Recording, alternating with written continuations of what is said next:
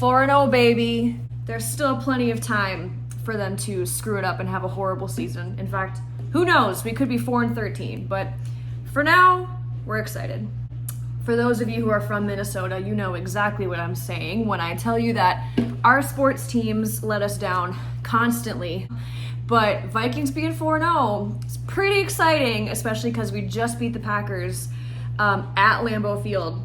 So I haven't done just a plain old book review in a while, and I read a book recently that I just really, really liked, and so I wanted to talk about just this book, and that was Ask Again Yes by Mary Beth Keane. Support your local libraries, everybody. So some information about this book.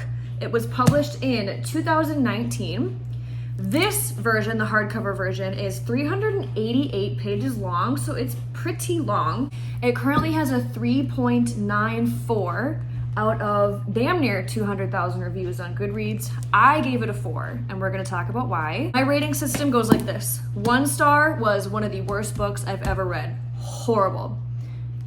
Disgusting, will never read again, will never recommend it to anybody. 2 stars is like, that was really bad. 3 stars is the one I give to almost all my books. It's like average, I enjoyed it, but it wasn't like insanely good or insanely bad. 4 stars, something that I thought was really, really good. And then for me, I'm very, very stingy with my 5 stars. I don't give very many books 5 stars. Those are the ones that were so incredibly good that they like changed my life. Some books like that for me would be like Gone Girl, The Secret Life of Bees, The Help. Let me actually look.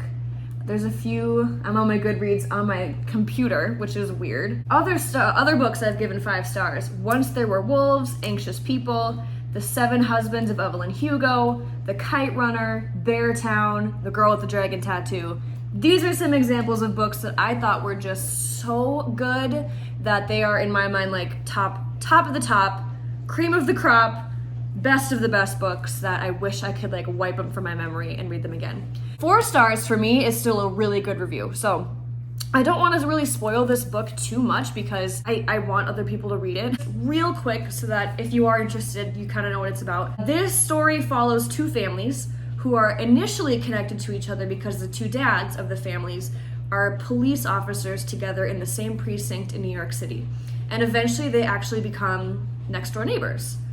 And a majority of this story follows 2 children, one from each family, Peter and Kate. And like I said, their dads are friends from work and now they're next door neighbors. Peter's mom, Anne, is mentally, I guess we could say unstable, mentally unwell, and we never really find out exactly what it is that she's dealing with. She's not well, and we learn that pretty early on that something is not right there. Kate and Peter are the same age, they're in the same grade, they grow up next to each other, so they're the bestest of friends. They are very, very close. Peter's parents are struggling, their marriage is struggling, and he wants to talk to Kate about it. So they sneak out one night to just go talk, basically. Nothing nefarious, they're like 14 at the time. But they get caught sneaking back home. And Peter's mother, Anne, is very, very upset by them sneaking out to see each other. We never really learn why she hates Kate so much, but she hates Kate and kind of Kate's whole family. So, and this is the part where I'm not going to spoil what happens. Something big does happen, and that's not really a spoiler because it's right in the blurb about the story, but Anne freaks out, does something pretty horrific, and it changes both families' lives forever. And the rest of the book is following both sides of these 2 families of how their lives turned out following this thing, this tragedy. What I really liked about this book is that it was well written. This was just like a really like to the core, great, well written book. It was also well paced.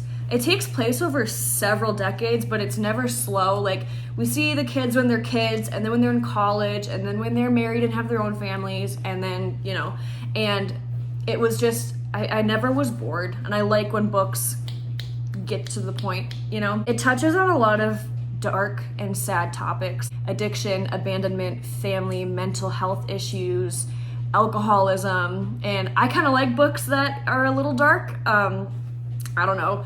I do read a lot of cute, you know, romance rom-com, chick lit, and sometimes it's nice to just have a book that kind of grounds you a little bit and is a little on the heavier side. I don't know. Here's why it didn't get 5 stars from me. So I used the back of one of my insurance claims to draw a diagram. This is something you learn in like 8th or 9th grade English. This is how you write a story, right? Majority of the book we call rising action, which is like it's building, stuff is building, stuff is building, stuff is building, stuff is building. Boom, we get to the climax. Something big happens. It's the big, huge moment of the story. And then everything after that is called falling action. So usually the climax happens and the book ends 10 to 20 to 30 pages later. Think of Frida McFadden, okay? Stuff is building, stuff is building, stuff is building. Bam, big old twisteroo, and about 1 or 2 chapters later, the book is over. That is your typical storyline structure. What was weird about this book, I'm gonna draw it on here, kind of the opposite. The climax happens in like the first 30 pages. And then the rest of the book is just kind of the fallout of what happened after that. And so for that reason, it felt kind of, I don't want to say boring, but a little bit like, well, the big thing already happened. So, you know, and then the book just kind of wraps up and ends, you know? So didn't love that. Also, it didn't get 5 stars just because, like I said, 5-star books for me are books that like absolutely blew my mind, loved them so much, changed my life. I'm gonna go buy a physical copy so I can read it again and again. And this just didn't really, it just wasn't quite there. But it does get 4 stars because it's better than most of the books I've read this year. So it is, let's see, it's September 30th, and I have not read a 5-star book this year, for me. And I'm getting a little nervous because normally by this point in the year I've read at least 1, probably 2 or 3, and I haven't read a single one this year that I thought deserved 5 stars. So a little disappointing. I'm looking through Goodreads and seeing other people's 5-star books. A lot of people love Kristen Hanna's books, and I own, actually they're on this shelf right there, I own a few Kristen Hanna books. So maybe I'll give one of those a try and just really try to get a 5-star read in before the year's over, but I'm a little stressed about it. So anyway, that's my really short review on Ask Again Yes by Mary Beth Keane. I definitely think it's worth reading, but just, you know, trigger warning. It's pretty dark, but that's it. And Skull Vikes.